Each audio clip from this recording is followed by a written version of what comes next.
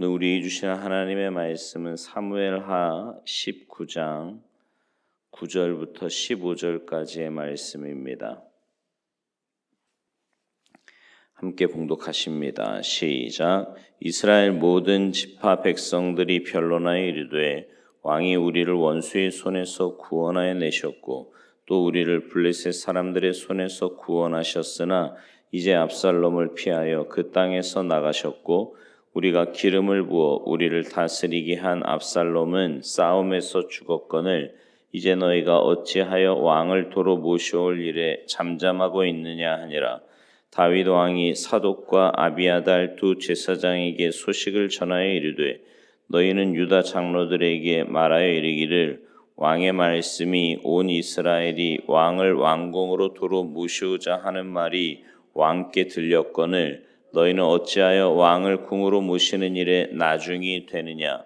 너희는 내 형제요 내 고륙이거늘 너희는 어찌하여 왕을 도로 모셔오는 일에 나중이 되리요 하셨다 하고 너희는 또 아마사에게 이르기를 너는 내 고륙이 아니냐. 내가 요압을 이어서 항상 내 앞에서 지휘관이 되지 아니하면 하나님이 내게 벌 위에 벌을 내리시기를 바라노라 하셨다 하라 하여 모든 유다 사람들의 마음을 하나같이 기울게 하매 그들이 왕께 전가를 보내어 이르되 당신께서는 모든 부하들과 더불어 돌아오소서 한지라. 왕이 돌아와 유단의 이름에 유다 족속이 왕을 맞아 유단을 건너가게 하려고 길갈로 오니라. 아멘. 할렐루야. 여러분은 어떤 때 용서가 잘 안 되세요? 아마도 배신감을 느낄 때가 그렇지 않을까 싶습니다. 나는 분명히 사랑과 관심을 기울였고요. 정말 정성을 다해서 도움을 주었는데 정작 상대방은 결정적인 순간에 등을 돌린다고 하면 얼마나 상처가 되고 얼마나 그 사람에 대해서 배신감이 들겠냐라는 거죠. 아마 꼴도 보기 싫을지도 몰라요. 겪어보지 않은 사람은 그때 느끼는 그 아픔과 탄식을 잘 이해하지 못할 겁니다. 그러나 정작 사람의 됨됨이가 드러날 때는 그처럼 자신을 고통스럽고 힘들게 한 그 사람을 향해서 용서의 손을 내밀고 화해를 말할 수 있을 때입니다. 정말 어렵지만 그렇게 할 수 있을 때 우리는 그 사람을 큰 사람 혹은 넓은 사람, 용서와 화해의 사람이다 이렇게 말할 수 있을 겁니다. 오늘 본문은요, 이제 다윗이 예루살렘으로 귀환하는 것을 배경으로 하고 있는데요. 여차하면 생명을 빼앗길 만한 극한 상황에서 다시금 살아남았고요. 자신이 머물던 궁궐로 돌아오는 그 다윗의 마음은 감회가 새로웠을 겁니다. 사실 다윗은 여러모로 감사해야 할 조건이 많이 있었습니다. 우선 그를 도와준 사람들이 있지요. 이빨 빠진 호랑이 신세와 다름없는 그 도망가는 왕을 자신의 생명을 걸고 도와준 사람들이에요. 군대를 통솔하여 전쟁터로 나간 이때 또 아히도벨의 계략을 깨뜨린 후세 예루살렘에 머물면서 다윗에게 유용한 정보를 제공해 준 제사장 아비아달과 사독, 다윗과 일행에게 음식을 공급해 준 바르실레 등 거기다가 다윗과 함께 피난을 떠난 충성된 백성들과 군인들도 있지 않았습니까? 엄청난 다윗의 복이 아닐 수 없지요. 세상에 혼자서 승리를 할 수 있는 독불장군은 없을 겁니다. 그러나 여러분 뭐니 해도 다윗이 예루살렘으로 돌아올 수 있었던 것은 하나님의 은혜와 도우심 때문이었습니다. 다윗이 도망하는 데 결정적인 도움을 주었던 후세의 의견이 채택된 것은 누구 때문이에요? 하나님의 도우심 때문이에요. 여러분 우리가 늘 잊지 말고 기억해야 할 것이 바로 이겁니다. 때로요 사람이 결정적인 순간에 도움을 주는 경우들이 많이 있습니다. 우리는 그때 그 사람에게 분명히 감사함을 느끼죠. 당연한 모습이에요.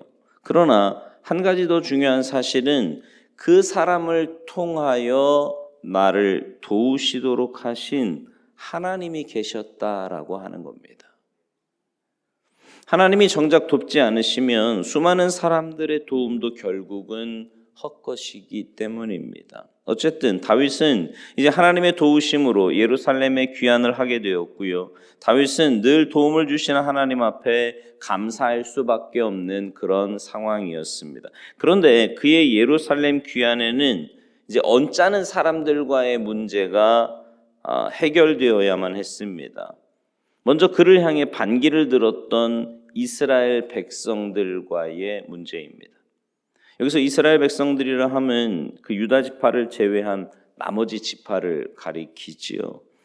오늘 본문 9절 10절에 보면 이스라엘 백성들은 자신들이 왕으로 세운 압살롬이 죽자 곧바로 대책을 세웁니다. 다시 다윗을 왕으로 삼겠다라는 거지요. 여러분이 다윗이라 그러면 이런 상황에 어떻게 하시겠어요? 호통을 칠 만하지 않겠습니까? 아니, 반역자들이니까 이번 기세를 몰아서 반역자 집단 가운데 대표자들 얼마든지 처단할 수 있고요. 앞으로 다시는 이런 반역이 발생하지 않도록 경고를 할 수도 있었을 겁니다. 그러나 다윗은 어떤 조치도 취하지 않고요. 간에 붙었다 쓸개에 붙었다 하는 이 이스라엘 백성들을 그대로 받아들입니다. 꽤 마음이 넓은 다윗의 모습 아닙니까? 여러분, 사람이 크고 작고는요, 그 사람의 업적에 달려있는 게 아닙니다. 그 사람의 능력 여부에 달려있는 것도 아니에요. 정말 크고 작고는 그 사람의 그릇 때문에 달려있어요. 아무리 업적을 많이 남기고 실제로 능력이 많다고 해도 그릇이 작으면 절대로 그 사람은 큰 사람이 될 수 없습니다. 그러면 그릇이 큰 사람은 어떤 특성을 가지고 있어요? 무엇보다 다른 사람을 용납할 수 있는 겁니다. 자신에게 잘하는 사람만 용납하는 사람은 참된 지도자가 될 수 없어요. 전체를 품을 수 없기 때문이지요. 어찌 모든 사람이 자신에게 잘할 수 있겠습니까? 여러분 어떠세요? 주변에 있는 사람들이 여러분에게 다 잘하십니까? 쉽지 않을걸요. 어떻게 모든 사람이 다 자기를 잘 따르겠냐고요. 그러나 그 모든 사람들을 포용하여 끌어나갈 때 그 사람이 진정한 지도자가 되는 거지요. 여러분은 이렇게 사람을 용서할 줄 아는 사람입니까? 아니면 나와 좀 다른 모습이라 그러면 거리를 두고 배척하는 그런 모습을 갖고 사십니까? 얼마든지 따질 수 있는 상황에서 묵묵히 상대방의 실수를 받아들여준 다윗처럼 서로를 용서하며 용납하며 사는 우리가 되었으면 좋겠습니다. 그게 우리가 가져야 될 모습이에요. 따지기 시작하면 다시금 감정의 골이 생기고요. 싸움이 다시금 일어나든지 아니면 튕겨져 나갈 것이기 때문이에요. 만약 우리 중에 누군가가 서로를 상대방을 용납하고 용서하지 않는다면 하나님도 그 사람을 용서하지 않으신다고 성경은 우리에게 말씀합니다. 꼭 기억해야 될 말씀이에요. 다윗의 용서와 화해는 이스라엘 백성들에게로 국한되지 않습니다. 다윗 자신이 속한 유다 사람들을 향해서도 용서와 화해의 손이 펼쳐지는데 오늘 본문 11절 12절 말씀이지요. 사실 유다 사람들은 이스라엘 사람들보다 다윗을 만나기가 더 껄끄럽습니다. 더 많은 사랑과 또 도움을 입은 사람들이고요. 다윗과 더 많은 관련을 맺고 있었던 사람들이기 때문입니다. 근데 그런 그들이 다윗을 배반한 거예요. 그러니 이스라엘 백성들보다 다윗에게 나오기가 더욱 어려웠던 거지요. 솔직히 다윗에게 있어서 이스라엘 사람들보다 더 괘씸할 수밖에 없는 사람들이 바로 유대 사람들이기도 합니다. 그럼에도 불구하고 다윗은 그런 그들을 향해 먼저 손을 내밀고요. 유대 사람들을 다윗에게로 돌아오도록 그렇게 한 거예요. 14절 말씀이지요.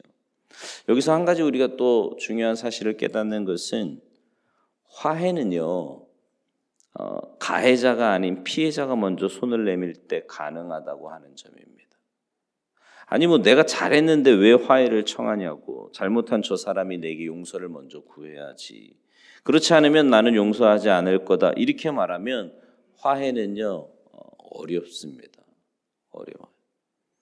사실 잘못한 쪽에서 먼저 찾아오기는 굉장히 어렵지요. 자신이 잘못한 게 있으니까 더 어려워요. 혹시 사과했다가 거절이라도 당하면 어쩌나 하는 마음이 드는 거지요. 근데 이런 상황에서 피해를 당하고 또 배신을 당하고 어려움을 겪은 자가 먼저 찾아간다면 얼마나 값진 일이 되겠습니까? 오늘 본문의 다윗처럼 말이지요. 사랑하는 성도 여러분, 우리가 하나님께 받은 용서를 생각하며 사시기 바랍니다. 그러니까 우리가 하나님께 받은, 제가 늘 드리는 말씀이지만 하나님께 받은 용서 또 하나님께 받은 사랑, 그게 우리 마음 안에 있으면 우리 마음 안에 이렇게 넉넉함이 생깁니다. 그걸 올바롭게 안 온 건 없어요. 그러니까 무슨 말이냐면 이미 하나님의 용서와 사랑은 우리에게 다 와 있습니다. 근데 그거를 올바로 깨닫고 사느냐 그렇지 못하느냐의 차이일 뿐이에요. 올바로 깨달은 사람은 우리 마음 안에 분명히 넉넉함이 있습니다. 나와 좀 다른 모습이 보여도. 여러분 이게 관계에서 정말 힘들 때면은요 극복할 수 있는 방법이 몇 가지가 있는데 그 중에 하나는 뭐냐면 자신의 연약함을 하나님 앞에 솔직하게 인정하는 겁니다. 첫째는요. 하나님, 나는 용납이 안 됩니다. 용서가 안 되고 받아들여지지가 않아요. 하나님, 내 힘으로는 절대 할 수 없습니다. 먼저 용납하는, 내 연약함을 인정을 하는 거예요, 하나님 앞에. 그리고 난 다음에 하나님의 도우심을 구하는데 어떻게 구하냐면 하나님, 나 용납하게 해주세요. 이런 기도는요 사실은 해도 잘 안 돼요. 왜냐하면 기도할 때는 될 것 같은데 막상 그 사람을 딱 눈에 보는 순간 쉽지 않습니다. 어떻게 기도하는 게 좋으냐면 하나님, 내 힘으로는 안 되니까 하나님이 책임져 달라고 이렇게 기도하시는 게 더 나은 것 같아요. 그리고 그렇게 기도하면서 하나님의 도우심을 솔직하게 구하면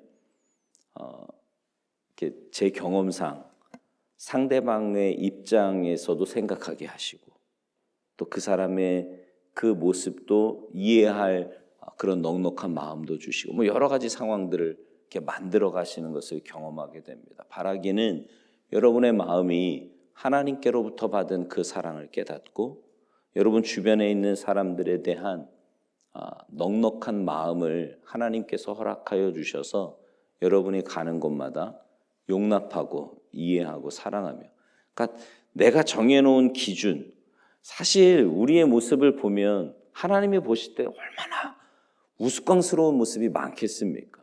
근데 뭐 그렇게 내가 올바르게 산다고 내가 정해놓은 기준이나 삶의 모습에서 조금만 벗어나거나 조금 모자르다 싶은 거에 대해서는 왜 그렇게 정죄하고 판단하고 이렇게 거부하면서 살아가려고 하느냐 말이죠.